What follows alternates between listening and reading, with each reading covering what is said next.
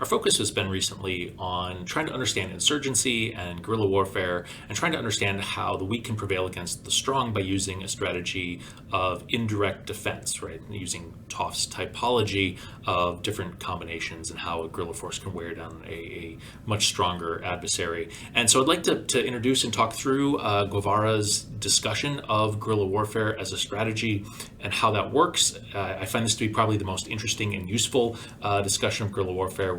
Mao's is maybe more big picture and strategic and less nuts and bolts than Guevara's discussion. But before that, I want to kind of put Guevara in sort of a larger context of Marxism and Marxist theory in the 19th century and the 20th century.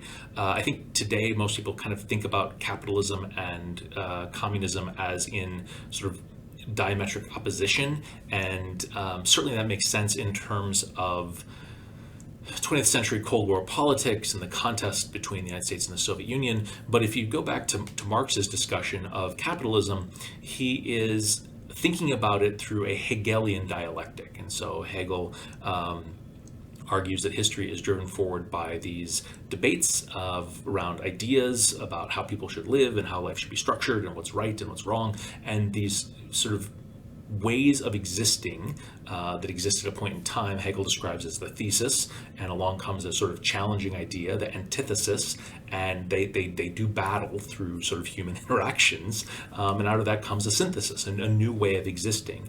And so Marx, claiming he's turning Hegel on his head, takes this idea of these competing systems of ideas and sort of talks about capitalism as a system of ideas that will be critiqued by a antithesis, and there will be conflict, revolution, and out of that will emerge a synthesis, the communist sort of system that will replace capitalism. And so Marx is thinking about this as sort of a philosophical process in which capitalism is a necessary precursor for communism, because capitalism yields industrialization and urbanization and rising standards of living and all the things that are going to make communism possible, along with the alienation that comes to workers who are not only exploited by factory owners and by capitalists who profit off of their labor, but also by just the alienating nature of labor in an industrial system. Marx talks a lot about the commodification of labor, where we become disassociated from the fruits of our work and the fruits of our labor, right? That if I'm a cobbler and I'm making shoes sort of in a craftsperson kind of way, I have a very real sense of pride and ownership over the thing that I'm creating. Not only do I get the profit of my labor, but I get to make the thing, which is very rewarding for us as human beings. Whereas in a factory setting, if I'm making shoes, I'm cutting a piece of leather and passing it along down the line. I'm, stitching a particular part. I never get any ownership over the whole. My labor is sort of atomatized and combined with others, and that's very alienating, but it also fosters a sense of common class identity, which is really important for Marx in trying to understand where the revolution is going to come from. It also is very problematic when we look at where the revolution actually occurred, because we didn't see communist revolutions in Britain or in Germany or in the United States, countries that had developed, capitalist systems and a large working class and an emerging proletarian consciousness. The first communist revolution that we really see happens in Russia, which is problematic because Russia, up until like 20 years before the Bolsheviks take over, was essentially a feudal system with serfs. And there were no capitalists to be overthrown. There were no factories to be seized by workers, and there were no workers to seize the factories who had a proletarian consciousness.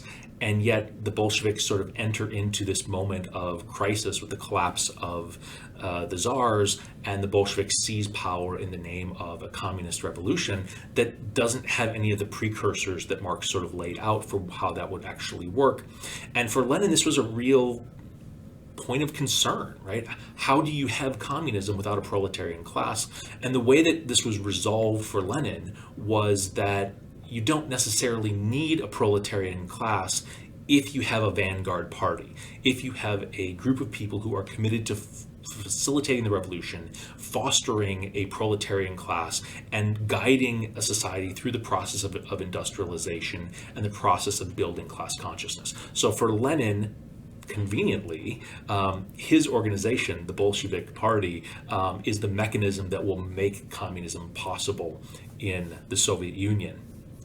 Mao sort of picks up on this, who's also struggling with sort of a similar problem of how do you mobilize for a communist revolution, a society, China, that isn't industrialized, it's largely rural, it's largely a peasantry, and he concludes that you can actually have a communist consciousness among the peasantry. And this ends up becoming, both of these ideas end up becoming important for Guevara, because Guevara is thinking about how to mobilize people in Cuba and then later elsewhere in South America, where you don't necessarily have industrialization, but you do have a dedicated revolutionary cadre, a vanguard party that's trying to mobilize a more agrarian peasant kind of society. So we see that sort of connection there. The other real problem that was experienced by Lenin when the Bolsheviks took power related to the question of a worldwide revolution. So when Marx sort of initiates this or proposes this idea of a clash of thesis and antithesis emerging in a synthesis, he imagines it as a worldwide process, that class consciousness would span across national borders and that class consciousness would facilitate a global revolution in which workers globally would rise up and overthrow the capitalist class. And yet there wasn't a sort of global revolution following the takeover of the Bolsheviks. Instead, it was Russia kind of on its own.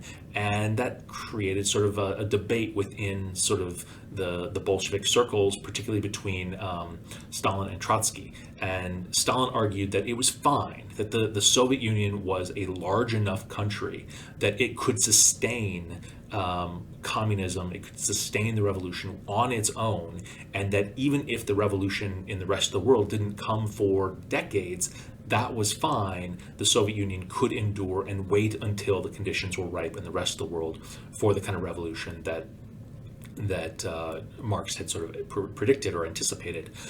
For Trotsky, that just wasn't possible. Trotsky argued that the Soviet Union had to be proactive in trying to foster a global ongoing revolution, because if that doesn't happen, there's no way for the Soviet Union to survive in a capitalist world. And I think Guevara tends to favor this particular perspective of needing to facilitate an ongoing revolution, not just because he's interested in fomenting revolution in his own country, but he's also thinking about pushback from the United States against communist revolutions. And he simply doesn't believe that it will be possible for communism in Cuba to survive without an ongoing global revolution that transforms the international system, because otherwise the capitalist powers will strangle Cuba and prevent the revolution from succeeding there. Okay, so that's the background that kind of puts Guevara's argument in sort of the larger picture of Marxist thought and some of the debates that were playing out at the time that he's sort of working on this. So let's talk about his actual strategy. And so his actual strategy is fairly simple and fairly intuitive, and kind of like the ink blot idea that we talked about earlier when we talked about U.S. counterinsurgency in Vietnam.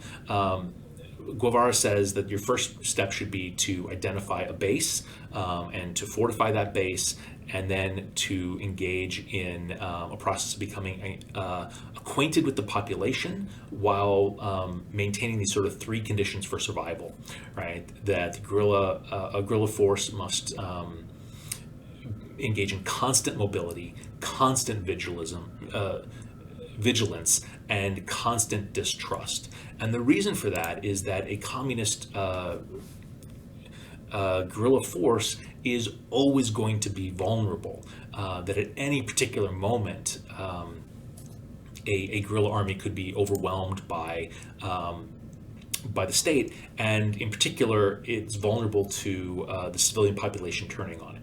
And so Guevara notes that a single military error can liquidate a guerrilla a political error can hold back its development for long periods of time. The struggle is political and military. It must be developed and understood as such. And so Guevara is sort of tapping into that idea of the guerrilla as a priest of the vanguard party, bringing the ideas of communist revolution out to the public. And you've got to sway people. You can't alienate people because you are incredibly vulnerable. Not only do you need their support, but at a moment's notice, a farmer could, call up the police and say there are guerrillas sleeping in my field or in my barn, come and kill them. Without that kind of support from the population, there's no way for the guerrilla force to survive. And so again, Guevara talks about that need for vigilance, that need for mobility. He talks about how heroism is walking and walking is fighting, and the ability of a guerrilla force to be able to move